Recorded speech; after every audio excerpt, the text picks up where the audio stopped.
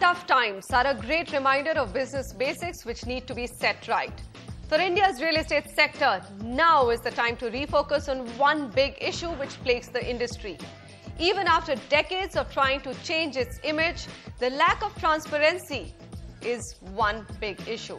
Studies done globally and back home show a direct correlation between foreign fund flows and transparency in business practices. So for an industry which is now witnessing a rapid drop in FDI and a cash crunch, there isn't a better time to focus on what are the gaps still and how can they be fixed. Welcome everyone to a Realty debate on Mission Transparency in Real Estate. An agenda defined by CREDAI, the leading industry body, and we'll carry it forward in this discussion. Let me introduce my panelists, starting with Sushil Mantri, Chairman and Managing Director, Mantri Developers. Chirag Ramakrishnan, Chief Executive Officer, Equinox Realty. Anshul Jain, Chief Executive Officer, DTZ India. Sachin Sandeep, Managing Director and Country Head, India RICS. And Sameer Jasuja, Founder and CEO of Prop Equity. Gentlemen, thanks very much for joining in here on this very interesting discussion.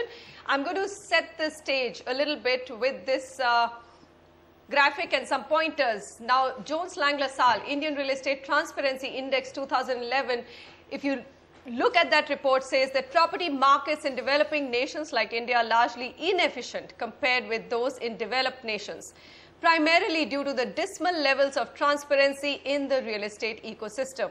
The prime reasons, they say, are lack of information, corruption, multiplicity or ambiguity in taxation and lengthy procedures.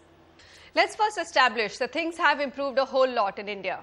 India, which had been ranking amongst the lowest on the transparency parameter in Asia, and we're talking only real estate here, is also the country which has seen the maximum improvement in it. But let me start with my panelists' thoughts. Mr. Mantri, I'm going to come to you first. What has been achieved? Yes, something has been achieved, but is it too little so far? See, when we talk about the transparency, I put it into two sections.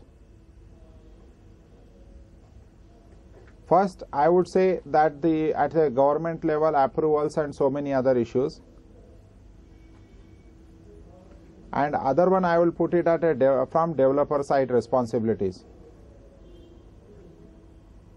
In last 15 to 20 years, if we really see, at a government level, I think very little has been achieved. And rather than achieving a better transparency, I think we have deteriorated on that area. But if we see on a developer front, if you observe last 15 to 20 years, I think our country has achieved quite a lot. Because I recollect 20 years before, buying a car was only option was Fiat and Ambassador, but only options were color.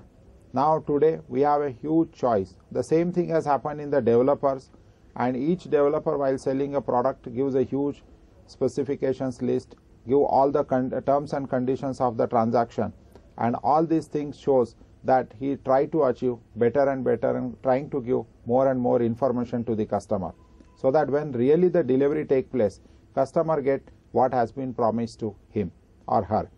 And this on a transparency index, if we really see what are the contractual commitment, offering commitments are given by the developer, fairly they have reached to a very good level of achievement and they are fairly doing a good job.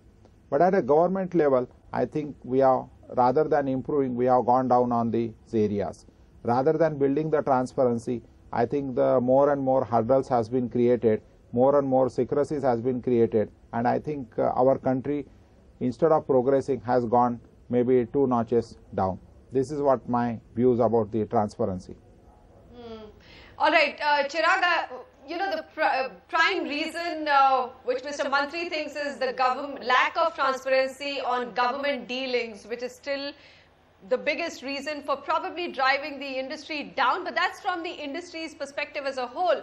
I mean, let's even focus on the JLL report. The 4 things: lack of information, which could be developer driven, which could be government driven; corruption, which could happen mostly at government local bodies front; multiplicity or ambiguity in taxation, now again a government issue; lengthy procedures, again a government issue. So really, are we saying that 3 out of 4 big issues for the industry being perceived as non-transparent is not in the hands of the industry per se? That I think would be too simplistic, isn't it? But, as developers, we are a very simple class of people, right?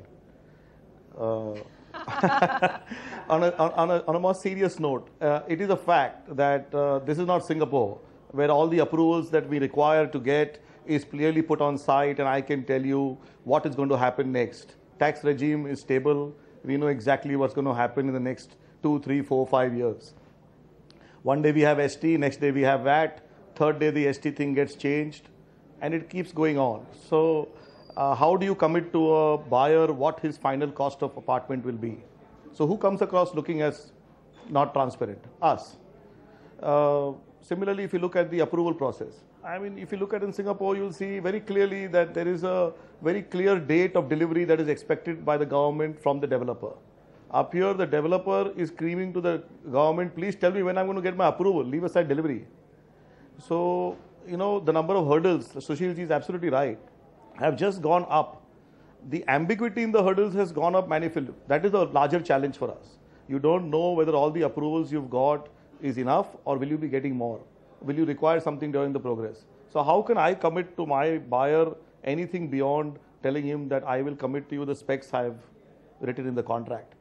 But timelines, I'm hoping that I will achieve it.